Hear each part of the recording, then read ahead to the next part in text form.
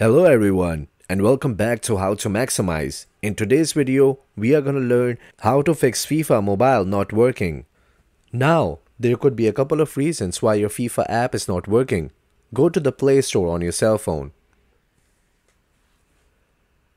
Now search for FIFA. Now make sure that your game is updated. If not, update your game from the Play Store.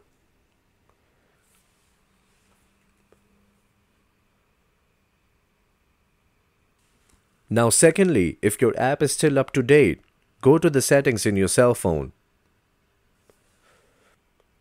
Now once in the settings, scroll down.